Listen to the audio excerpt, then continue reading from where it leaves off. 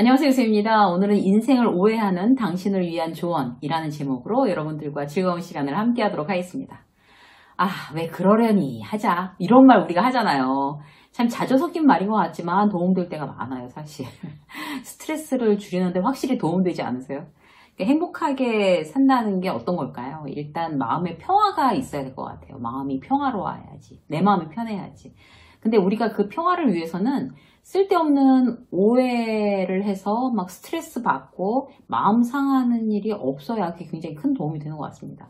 오늘은 이제 인생을 오해해서 힘들어하는 여러분들을 위해 그건 오해입니다 라고 말씀드리는 그런 시간을 가져보려고 그래요. 첫 번째, 걱정과 불안에 대한 오해예요. 여러분들이 지금 걱정하고 계시는 거 있잖아요. 대부분 일어나지 않습니다. 그런 일들. 그래서 우리가 그게 이제 내가 현실로 일어날까봐 걱정하는 거잖아요. 근데 대부분의 일들이, 우리가 걱정하는 대부분의 일들이 일어나지 않죠. 예를 들어서 이제 예전에 회의 시간에 굉장히 혼났어요. 뭔가 내가 크게 실수를 해서 담당 임원이 굉장히 뭐라 그러고 나왔단 말이에요. 그런데 이제 내일 또 이제 회의를 하는데 내가 또 발표를 해야 돼요. 그런데 그 담당 임원이 또 들어온대요. 그러면 정말 밤에 잠 안 오죠. 막 손에 땀 차고, 막 심장이 두근거리고, 진짜 어떡하지? 막 이렇게 생각을 하느라고 내가 너무 에너지를 막 소진시키고 힘들단 말이에요. 그런데 똑같은 실수를 반복할 그럴 확률이 몇 프로나 될까요? 이제 그건 과거에 있었던 일이고, 이제는 이제 안 그러겠죠. 이게 어떤 이제 상식적으로 우리가 남의 일이라면 그렇게 보지만, 자기 일이라고 생각하면 똑같은 실수를 반복할까봐 너무 걱정하는 거죠. 그런데 똑같은 실수 반복하지 않습니다. 그래서 그런 일 일어나지 않는다라고 생각해야지 맞아요. 그러니까 그런 일이 또 일어날 거야 라고 생각하는 거 우리가 오해하는 겁니다. 걱정할 시간에 차라리 이제 발표 연습하는 게 훨씬 낫죠. 예를 들어서 이제 애가 학교에 잘 적응을 못하는 것 같아요. 그럼 또 막 너무 걱정하죠. 그래서 애를 막 들볶으면서 어떻게 잘하고 있어? 라고 하면서 막 애하고는 사이가 막 더 나빠지는, 막 엄마 아빠는 왜 도대체 나 이렇게 못 가? 이러면서 막 더 나빠질 수 있잖아요. 그죠?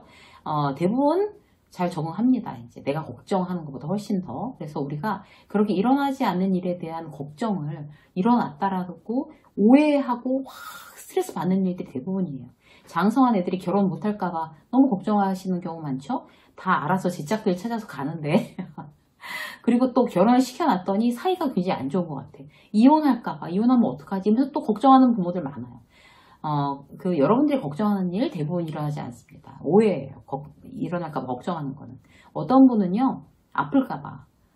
내가 아파서 뭔가 이제 큰 병이 걸려서 문제가 될까봐, 아니면 뭐 가족들이 큰 병이 걸릴까봐 두려워서 일상생활이 잘 안 된다는 분들도 계세요. 그런 식으로 걱정하시는 분들 계시죠? 그것도 정말 건강관리를 잘 하고, 좋은 거 먹고, 운동하고, 이러면서의 어떤 그런 이제 방법밖에 없어요, 나한테는. 그거를 걱정해서 내가 어떤 이제 그 병이 안 걸리게끔 할 수 있는 그런 방법도 없는 거죠. 우리가 그 일이 아직 일어나지 않았는데 일어난 걸 가정해서 걱정하고 스트레스 받는 거 없애야 됩니다. 그런데 사실 이제 반드시 일어날 만한 걱정들도 많아요. 뭔가 하면 내가 이제 일을 한 거를 내가 이게 쭉 보건데 이번에 진급 안 될 것 같아. 이거는 분명히 일어날 만한 확률이 굉장히 높은 걱정이에요. 그럼 걱정하잖아요. 그리고 내가 이직 시험을 봤어요. 면접을 봤는데 아무래도 떨어질 것 같아. 시험을 잘 못 봤어. 그것도 이제 일어날 만한 걱정을 하는 거죠. 일어날 만한 걱정이면 방법이 뭐겠어요? 플랜 B를 만드는 거예요. 걱정하고 불안해하지 말고 플랜 B. 진급 안 되면 지금 당장 나가야 되나? 아니 1년 정도 있을 수 있을 것 같아. 그럼 1년 정도 내가 창업 준비를 하자. 라든지 이직 시험 떨어질 것 같아 분명히. 그럼 플랜 B가 뭐지? 이 회사를 그냥 다닐 거야? 아니면 다른 회사에 다시 원서를 내고 내가 이제 시험을 다시 볼 거야. 이걸 정하면 되는 거죠. 장사를 했는데 너무 장사가 안 돼요. 계속 적자예요. 이러다 파산하겠어요. 그럼 걱정만 하지 말고 이건 충분히 현실로 일어날 만한 걱정이니까 자, 물러설 수 있는 날짜가 얼마야?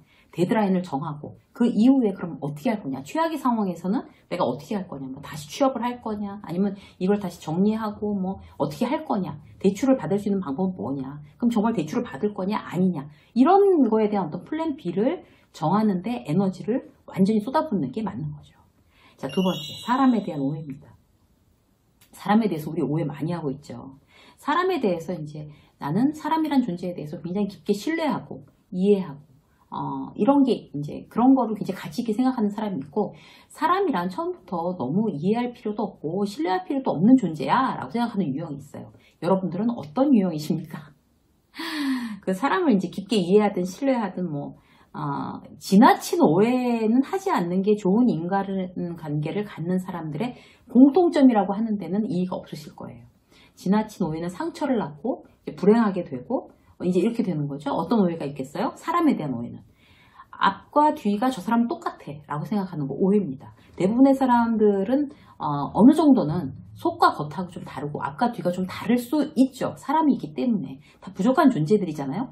앞뒤가 다 완전히 똑같을 거야 라고 생각을 해서 그런 오해를 하면 그 사람에 대해서 실망할 수 있고, 그렇게 되면 이제 내가 상처받습니다. 관계도 나빠지고요.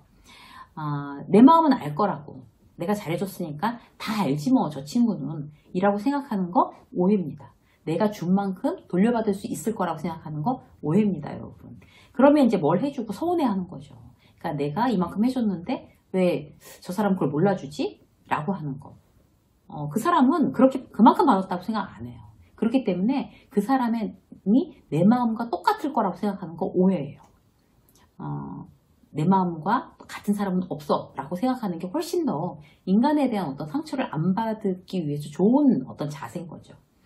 약점을 어떤 사람에게 털어놓으면 그 사람하고 훨씬 더 친해지고 신뢰가 두터워질 거라고 생각하는 것, 이것도 오해입니다. 그렇게 하는 것도 사실 그 사람한테 예의가 아닌 거죠. 내가 어떤 이제 나의 약점을 털어놓고, 만약에 그 약점이 다른 이제 회사 동료한테, 믿거라는 동료한테 털어놨는데 다른 사람한테 얘기가 돌았어요. 그러면은 그 사람을 내가 그 사람이 떠벌렸다고 생각을 하고 서운하고 화나고 그 사람과 관계가 깨지잖아요. 결국 누구 때문이에요? 나 때문이에요. 그래서 누군가에게 쉽게 약점을 털어놓고 그 사람과 이 어떤 그런 행동으로 더 친해지겠다라고 생각하는 건 오해입니다. 안 그러는 게 좋죠. 안 맞는 사람을 이해하려고 노력하면 언젠가 그 사람을 이해할 수 있다라는 것도 오해입니다. 사람은요, 이게 기질 자체가 굉장히 다르기 때문에 어떤 사람은 충분히 이해가 가능하고 어떤 사람은 굉장히 이해할 수가 없는 사람이 있게 마련이에요. 그 사람이 굉장히 나빠서도 아니고 나랑 안 맞기 때문에 그렇게 이해할 수 없는 사람들이 누구한테나 있죠. 그래서 저 사람을 끝까지 이해할 수 있어, 노력하면 이해할 수 있을 거야 라고 생각하는 건 오해고, 어느 정도 나랑은 안 맞는구나, 저 사람은 저런 스타일이구나, 그럴 수도 있겠네, 그런가 보지 뭐 저 사람은, 이렇게 이해하기를 포기하고 그냥 그 자체로 그냥 인지하고 인정하는 거, 이런 게 이제 중요한 거죠. 꼭 사람을 이해해야 되는 건 아니에요. 그 사람에 대한 이해가 나의 의무사항은 아니다, 이렇게 생각하시면 됩니다. 또 하나 볼까요? 생각보다 사람들은 나한테 관심 없어요. 굉장히 나한테 관심이 있을 거라고 생각하는 거 오해입니다, 여러분. 내가 이제 직장 상사한테 깨지고 너무 창피해서 사람들이 다 보고 나한테 수근거리는 것 같아서 화장실에 들어가서 막 울다가 나오지도 못하고 막 이제 너무 창피해서 그 다음날 출근 못하는 사람들이 있어요. 근데 딴 사람들은 어때요? 자기 코가 석자예요. 자기 일이 중요하지 남이야 깨지건 말건 별로 신경 안 써요. 나한테 관심이 내가 생각하는 것보다 없다? 이렇게 생각하시면 딱 맞습니다. 사기당했대, 망했대, 실패했대, 어머 그랬대, 어머 그랬대, 이러다가 잠깐 그러다 말아요. 남의 일은 나는 굉장히 자존심 상하고 세상 무너진 것처럼 해봐야 그 사람들은 나한테 별로 관심 없습니다. 그렇게 생각하면 어떤 상황에 대해서도 다시 일어나고 결국에 이제 내가 생각하는 대로 어떤 일을 진행해 나가기가 쉬워지는 거죠. 자, 세 번째, 인생에 대한 오해. 일단 인생이 내 계획대로 생각대로 내 마음대로 된다고 생각하는 거 오해입니다, 여러분. 계획대로 되지 않습니다.